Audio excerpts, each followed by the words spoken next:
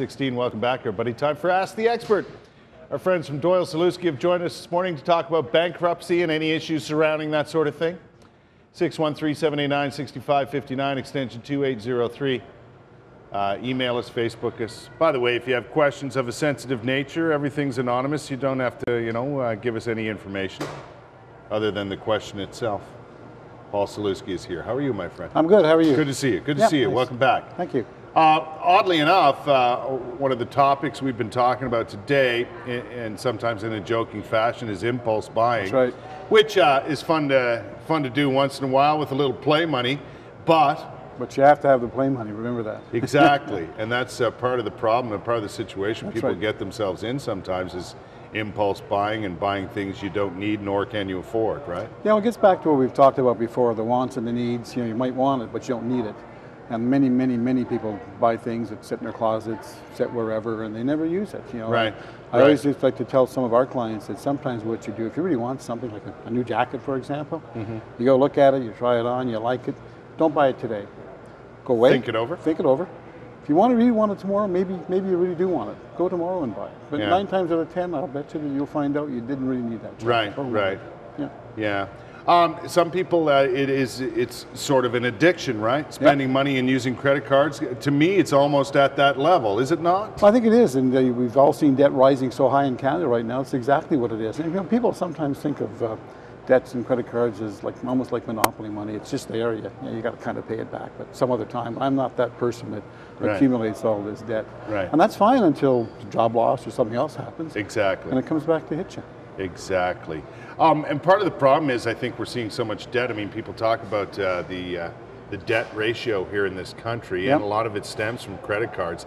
But it's people misusing them. It's also the availability of them, don't you think? I think to a large extent it's the availability of it. They're easy to get. Easy credit? Easy credit. Back in our parents' day, you just didn't have this. You save the money and it seemed to me it was much more difficult before. Yeah, it was. You just didn't have it, and you had to save up to get something. We've raised our children to believe they can have whatever they want to. So 16, 17, 19, you get a credit card, and all of a sudden it's filled up. And away you go. Yeah. Then it leads you down a path of trying to get back on track, or if you go too far, you end up in bankruptcy. Yeah, it could be bankruptcy, it could be something else. Give me your definition of bankruptcy when it comes to somebody's personal finances, outside of business, but a personal financial bankruptcy situation. really is a method to allow you to get out of your debt situation in a way that's hopefully going to help you rehabilitate yourself in the future. Right. In Canada, the system of bankruptcy is designed not to hurt you, but to help you. Right. And it's really there for the unfortunate debtor to just get out of this situation. Right. So bankruptcy, a lot of people think there's a stigma to it. They think it's bad. Well, I don't think it is. Maybe I'm a bit jaded by the fact that I do this for a living, but basically it's there to help you. Yeah. Jeff was just saying, we were talking about this, and a lot of people feel bad and feel like they're bad people if they get into a bankruptcy situation. It's not that you're bad people, it's just that you've had a hard time managing your money. That and unfortunate circumstances. Right. A lot of people and a lot of families live at the edge. They've got 2 paychecks, for example, and they can manage. They'll manage for the rest of their lives. Yes. You lose your job, then what happens? Yeah, exactly. Circumstances affect That's your right. employment, your ability to make money. That's right. And you can't pay your bills if you're not getting a paycheck. That's right. Let me ask you this: at what point, do you reach that bankruptcy level? Because a lot of people have, and I found myself in this situation, 15 or 20 years ago, where you have so much pride, you don't want to go to bankruptcy, but you're on the edge of that. Well, like I said before, it doesn't have to be bankruptcy, but listen, if you're getting calls from the collection agencies day in, day out, if you're using one credit card to pay another credit card, you've got some problems. Or if, as I said before, your circumstances have suddenly changed. Right. You're there. That's you can come and visit us and talk to us. You may not be a candidate for a bankruptcy. Maybe we can do something else for you. Right. So that you present all kinds of options. That's right. To people who are in different situations. That's right. Right? Yep. Bankruptcy is one of those options. Just one of many options. Yeah. That's right. Now, somebody was just asking me when it comes to bankruptcy, can you go personally bankrupt more than once in your life? You go personally bankruptcy theoretically as many times as you want to. However, the getting out of the bankruptcy process, we call it a discharge, gets more difficult the more times you go bankrupt. Right. Yeah.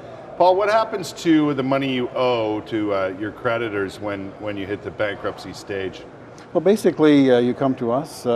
What happens is your creditors are frozen from being able to do any action against you.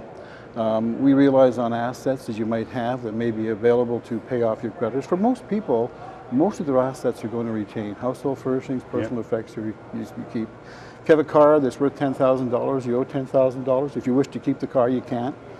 Your mortgage is the same way. You have a house worth $100,000 and your mortgage is $100,000. You get to keep those if you wish to continue making payments. Right. If you have RSPs, you get to keep those. So we look at that. Typically, for many people, it's really a matter of making a payment to the trustee. Right. And in Canada, the length and the time you're in bankruptcy is dependent upon your income. So depending upon your income determines how long you're in and what you have to pay the trustee. Gotcha. We'll take our first break, but we open the floor to questions about bankruptcy and situations like that. So give us a call at 613-789-6559, extension 2803. Again, if it's of a personal nature, you don't want to give us your name and so on, that's fine and dandy.